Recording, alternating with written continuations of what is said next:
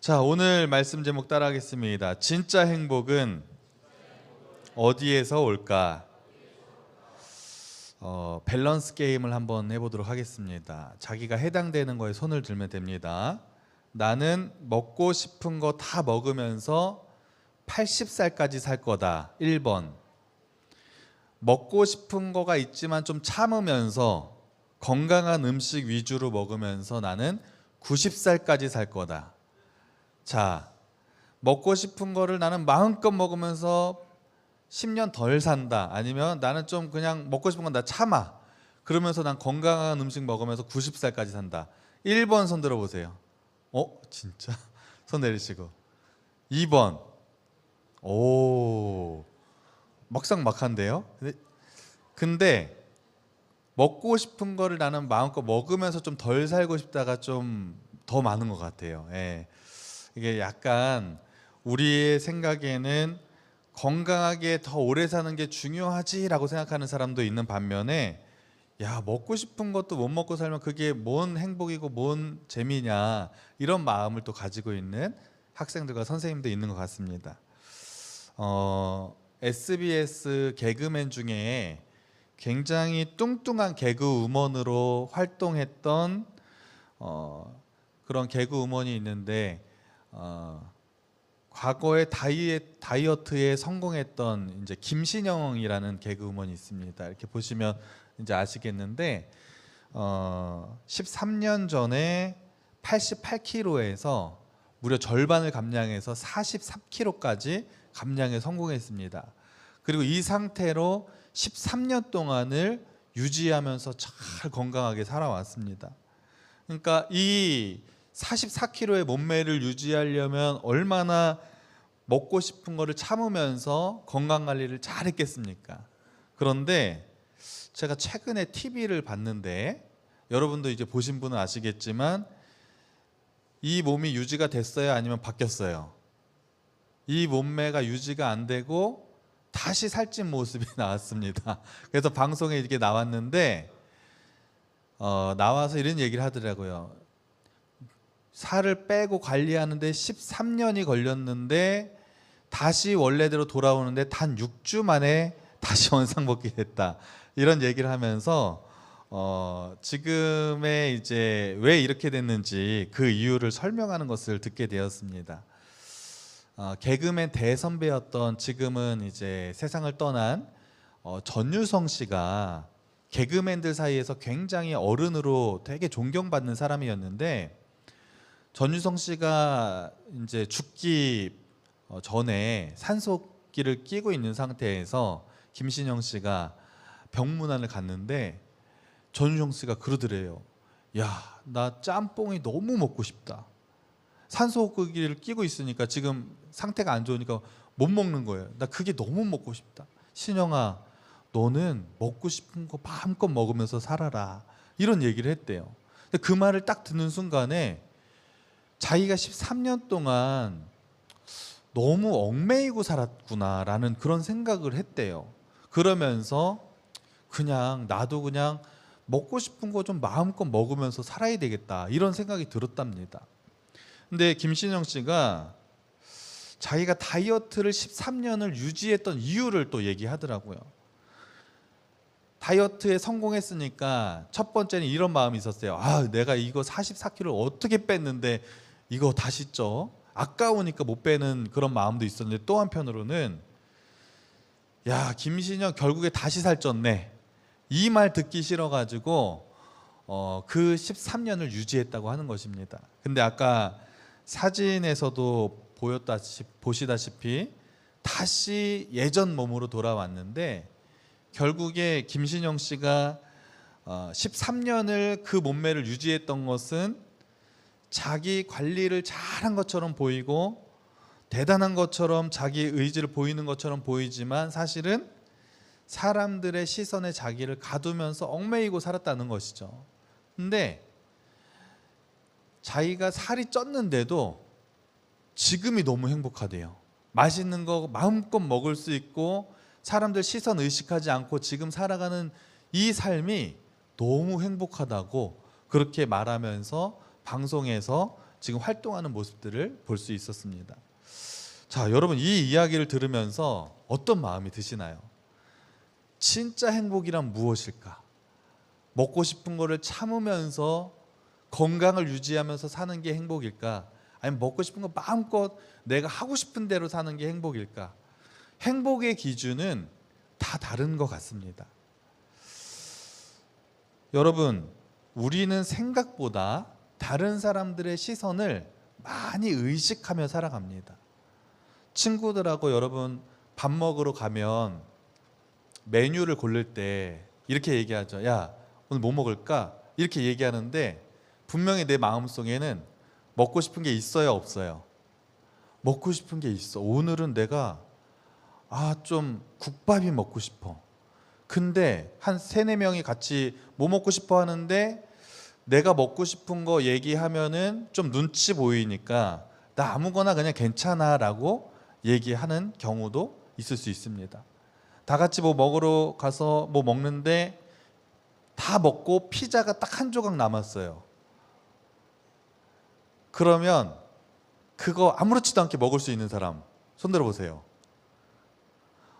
우리 한국의 문화는 사실 하나 남았을 때 잘 안 먹는 게 우리 문화예요. 그런 경우 많이 있으시죠. 나는 먹고 싶은데 내가 이거 괜히 먹으면 나 좀 돼지 같아 보이고 좀 막 욕심쟁이 같아 보이고 막 이런 게 있잖아요. 그러니까 이렇게 뭔가 하나 남으면 좀 잘 안 먹고, 그러니까 자꾸 시선을 의식하는 거죠. 사진을 우리가 대부분 SNS 많이 하는데 사진 올릴 때도 내가 생각하는 것보다 사람들이 이것을 봤을 때 어떻게 생각할까 그래서 남들의 시선을 의식하며 사진을 또 올리기도 하고, 내가 뭐 스토리를 올리거나 인스타에 어떤 사진을 올렸을 때 좋아요가 많이 이렇게 눌러지면은 막 기분이 엄청 좋은데 좋아요도 안 눌러지고 막 이러면은 또 서운하고, 이런 어떤 사람들의 시선과 평가에 우리는요 생각보다 굉장히 많이 의식하며 살아가고 있다는 것입니다. 자, 그런데 문제는 우리가 사람들의 시선을 의식하지 않고 살 수는 없어요. 왜냐하면 다른 사람을 배려하고 예의를 지키는 것도 중요해요. 그러려면 다른 사람들의 시선을 신경 써야 되는 것입니다. 그런데 문제는 사람들의 시선이 내 삶을 지배하기 시작할 때, 이거는 그때부터 하나님과 나와의 관계의 문제도 생기고 하나님을 향한 믿음도 이런 것 때문에 흔들릴 수 있다는 것입니다. 그래서 우리는 사람들의 그 시선 앞에서 어떻게 이 믿음을 잘 지키며 살아야 될까, 이 부분에 대해서 오늘 말씀을 좀 잘 나누길 원합니다. 성경에도 보니까 사람들의 시선을 극도로 의식하며 살았던 한 여인이 소개가 됩니다. 바로 요한복음 4장에 나오는 사마리아 여인의 이야기예요. 여러분, 요한복음 4장을 보다 보면 사마리아 여인이 정오가 되었을 때 우물을 가는 모습을 보여주면서 그 말씀이 시작합니다. 근데 여러분, 자, 예수님 당시에 이 사마리아 여인이 살고 있었는데 그 당시에 우물의 문화가 있었어요. 그 당시에는 지금처럼 집집마다 수도가 있어서 막 물이 나오던 시대가 아니에요. 물을 쓰려면 동네에 있는 우물에 가서 물을 길어다가 써야 됩니다. 그 물로 씻기도 하고 밥도 하고 음식도 하고 여러 가지 동물에게 물도 주고 이런 용도로 쓰는 거예요. 그런데 보통 그 당시 우물의 문화는 그 당시에 그 팔레스타인 지역이 굉장히 덥기 때문에 낮에는 우물을 기르러 가지 않습니다. 주로 아침이나 저녁이 되었을 때, 선선할 때 우물을 기르러 가요. 근데 더 신기한 거는 남자는 안 갑니다. 주로 여자들이, 남녀의 역할이 구분이 되어 있었는데 물을 기르러 가는 거는 주로 여자들이 하는 일이었어요.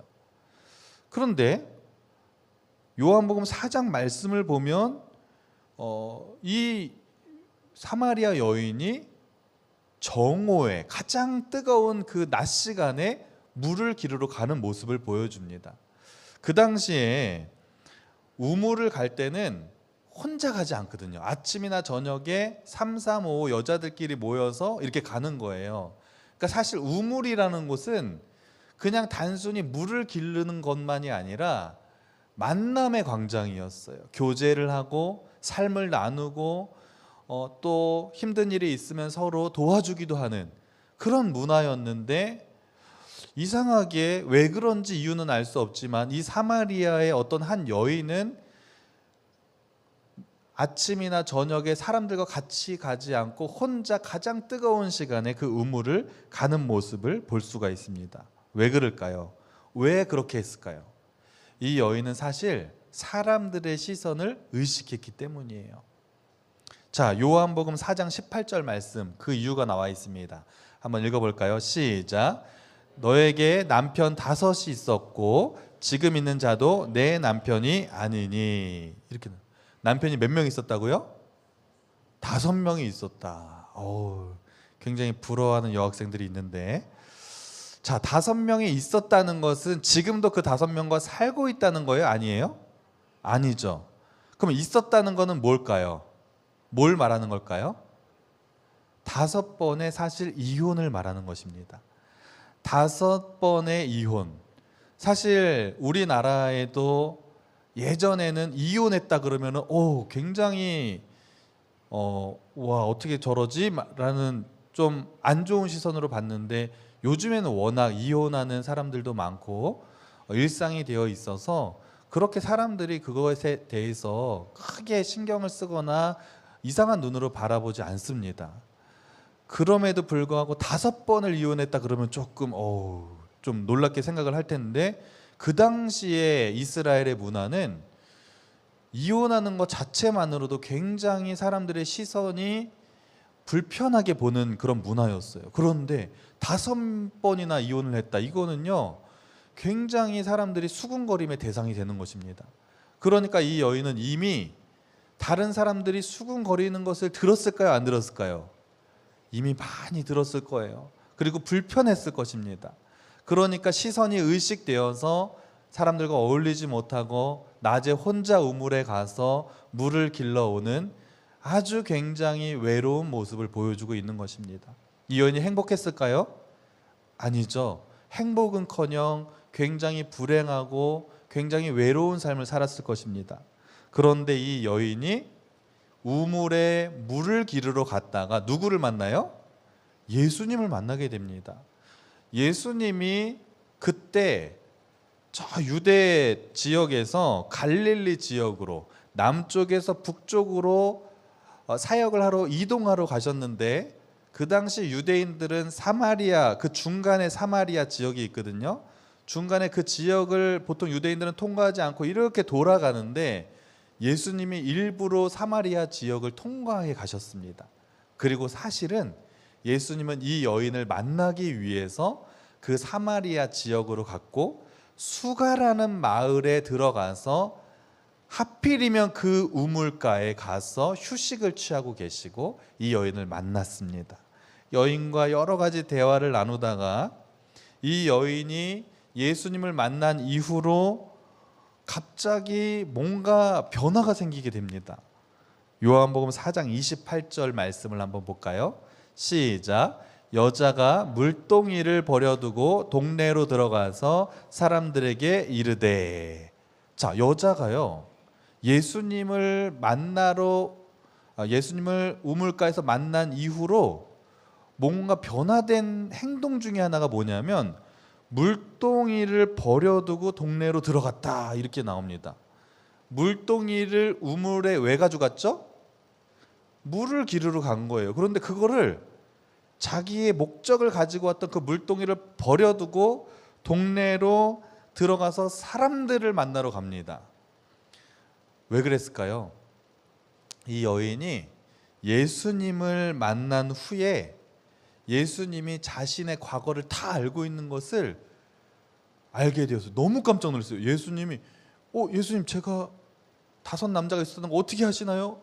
그러면서 예수님과 대화를 하다가 자신의 부끄러운 과거를 알고 있는 걸 다 알게 되었고, 결국 예수님이 이 땅에 메시아로 오신 구원자라는 것을 이 여인이 알게 됩니다. 너무 기뻤어요. 그래서 그냥 물동이를 버려두고, 예전에는 사람들이 나를 보면 어떻게 할까, 사람들의 그 시선을 계속해서 의식하던 여인이 전혀 사람들을 의식하지 않고 오히려 사람들을 만나러 동네로 막 뛰어가는 모습을 성경에서 보여주고 있는 거예요. 그러면서 사람들에게 얘기합니다. 여러분, 나의 모든 것을 알고 있는 그리스도가 저기 우물에 계십니다. 대단하신 분이 왔어요. 그러면서 예수님을 알리고 싶어서 막 안절부절 못하는 그런 모습을 성경에서 보여주고 있는 것입니다. 자, 이 여인은 왜 이렇게 달라졌을까요? 자신을 너무나 잘 알고 있는 자신을 만나 주셨기 때문에 이 여인의 삶이 달라진 줄로 믿습니다. 오늘 말씀은 길지 않습니다. 말씀을 정리하겠습니다. 자, 여러분은 오늘 말씀을 들으면서, 제가 초두에도 말씀드렸지만, 여러분의 행복의 기준은 무엇인가요? 그리고 여러분은 지금 행복한 삶을 살고 있나요?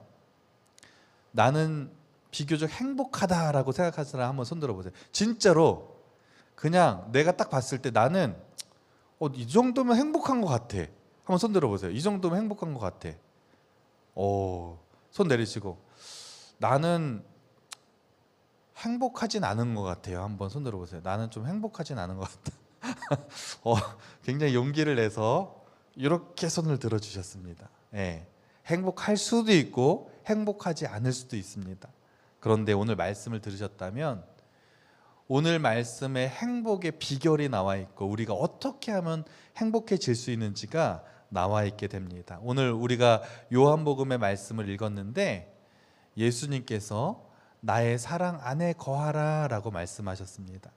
여러분, 우리가 다른 사람의 시선을 계속해서 의식하는 것은 잘 보이고 싶은 마음이 있기 때문이에요. 그리고 다른 사람에게 인정받고 싶은 마음이 있기 때문에 우리는 다른 사람의 시선을 극도로 의식하며 살아갑니다. 그런데 결국에 다른 사람의 시선을 계속해서 의식하며 살아가면 우리는 절대로 행복해질 수 없습니다. 왜냐하면 사람들의 평가는 언제나 변하기 때문이에요. 나를 잘 믿어주는 친구도 그 친구와 좋은 관계를 유지하고 있을지라도 언제 그 친구가 나에 대한 평가가 변할지 모르는 거예요. 그러면 친구의 평가가 좋을 때는 막 행복한 것 같은데 친구의 평가가 달라지면 불행을 느낄 수도 있는 것입니다. 그래서 우리는 다른 사람들의 시선을 의식하지 않도록 노력해야 되는데, 그러기 위해서 우리가 해야 될 것은 주님의 사랑 안에 거하는 것인 줄로 믿습니다. 하나님이 우리가 무엇 때문에 고민하고 무엇 때문에 어려움을 겪고 있는지 이미 다 알고 계십니다.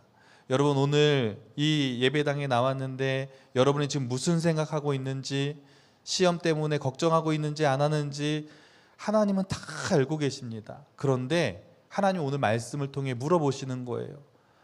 여러분은 정말 행복하십니까? 라고 하나님 물어보는 거예요. 그런데 진짜 행복한 비결은 우리의 모든 것을 다 알고 계신 그 하나님 안에 거할 때 하나님이 우리 안에 기쁨과 행복을 주실 줄로 믿습니다. 오늘 말씀 요한복음 15장 11절 말씀을 다시 한번 좀 띄워줄 수 있을까요? 요한복음 15장 11절 말씀을 우리 다 같이 한번 읽어보겠습니다. 시작. 내가 이것을 너희에게 이름은 내 기쁨이 너희 안에 있어 너희 기쁨을 충만하게 하려 함이라. 아멘. 내 기쁨이 너희 안에 있어 너희 기쁨을 충만하게 하려 함이라 라고 했습니다. 기쁨은 내가 기뻐하고 싶어서 기뻐하는 것이 아니라 우리가 하나님 안에 거할 때, 예수님 안에 거할 때 주님이 주시는 기쁨과 행복이 우리 안에서 자연스럽게 나오게 될 줄로 믿습니다. 그래서 믿음으로 승리하는 삶을 살아가는 우리 모두가 되기를 간절히 소망합니다.